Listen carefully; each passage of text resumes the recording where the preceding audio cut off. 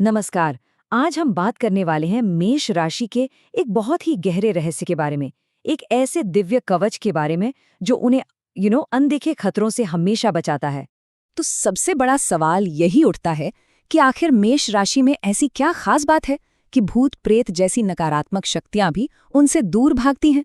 कौन सी वो ताकत है जो उनकी रक्षा करती है? चलिए आज इसी रहस्य की एक एक परत को खोलकर देखते हैं। ये जो बात है ना, ये मेष राशि वालों के मूल स्वभाव को एकदम सटीक तरीके से बताती है।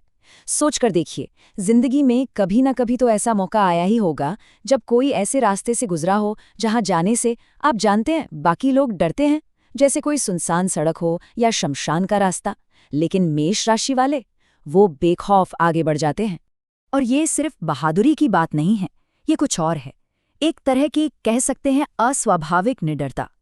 वो जगह जहां माना जाता है कि नेगेटिव एनर्जी है, जहां जाने से अच्छे अच्छे लोग कतराते हैं, मेष राशि के लोग वहां से भी बिल्कुल सेफ निकल आते हैं। और यही अनुभव, यही बात हमारे आज के पूरे विश्लेषण की जड़ है। तो देखिए, ये जो अंतर है ना, ये बिल्कुल साफ है। जहां दूसरे लोग शाम ढलते ही झिझकने लगते हैं, भूतिया जगहों से बचते हैं, वही मेष राशि वाले बिना किसी डर के उन जगहों से भी निकल जाते हैं। ऐसा लगता है जैसे उनके चारों ओर एक सहज, एक अदृश्य सुरक्षा कवच है। पर सवाल वही है, ऐसा क्यों है? चलिए तो अब इस गुत्थी को सुलझाना शुरू करते हैं। इस सुरक्षा कवच की जो पहली परत है वो क्या है? ज्योतिष के हिसाब से इस असाधारण निडरता का सबसे पहला और सबसे सीधा कारण आखिर है क्या? तो इसका पहला जवाब छिपा है इनकी राशि के स्वामी ग्रह में, जो है मंगल। देखिए, वैदिक ज्योतिष में मंगल को साहस का, ऊर्जा का और पराक्रम का कारक माना गया है। तो मंगल के इसी प्रभाव से मेष राशि वालों में ये जो निडरता और बहादुरी वाले गुण है ना, ये जन्म से ही होते हैं। लेकिन रुकिए, क्या सिर्फ मंगल का प्रभाव होना ही पूरी कहानी है? नहीं, बिल्कुल नहीं। ये तो बस सतह की बात है। इस साहस के पीछे एक बहुत ही गहरा और इससे भी ज्यादा शक्तिशाली आध्यात्मिक राज छिपा हुआ है। मंगल का प्रभाव तो कह लीजिए बस एक शुरुआत है। तो फिर वो असली रहस्य क्या है? वो कौन सी दिव्य शक्ति है जो एक मजबूत ढाल की तरह, एक अभेद्य कवच की तरह हमेशा इनकी रक्षा में खड़ी रहती है? चलिए अब उस सबसे जरूरी ज्योतिषीय कनेक्शन को समझते हैं। अब जरा इस कनेक्शन को ध्यान से समझिए, क्योंकि यही इस पूरे रहस्य की जड़ है। देखिए, राशि है मेष। मेष राशि के स्वामी हुए मंगल ग्रह। मंगल ग्रह के जो इष्ट देव हैं वो हैं हनुमान जी। और हनुमान जी कौन है? वो स्वयं भगवान शिव के 11वें रुद्र अवतार हैं। तो ये जो पूरी चेन बनती है ना, इसका मतलब सीधा और साफ है, मेष राशि के लोगों पर भगवान शिव की सीधी कृपा बरसती है। और यहीं पर यह बात बिल्कुल फिट बैठती है कि जिसका रक्षक स्वयं भगवान शिव हो, भला भूत प्रेत उसका पीछा कैसे कर सकते हैं? लॉजिकल है ना? जितनी भी ये सूक्ष्म या नेगेटिव शक्तियां हैं, ये सब भगवान शिव के ही तो अधीन हैं। तो जाहिर है वो उन लोगों को परेशान कर ही नहीं सकती जिन पर खुद महादेव और उनके अवतार हनुमान जी का आशीर्वाद हो। ये है वो अटूट दिव्य सुरक्षा। हाँ, पर एक बात समझना बहुत जरूरी है। इस दिव्य सुरक्षा का मतलब ये बिल्कुल नहीं है कि जिंदगी में चुनौतियां नहीं आएंगी। नहीं, चुनौतियां तो आएंगी, लेकिन ये सुरक्षा उन चुनौतियों से लड़ने की जबरदस्त ताकत देती है। और इसी बात को और अच्छे से समझने के लिए ये जानना जरूरी है कि अभी के जो ग्रह नक्षत्र हैं वो मेष राशि के जीवन पर क्या असर डाल रहे हैं।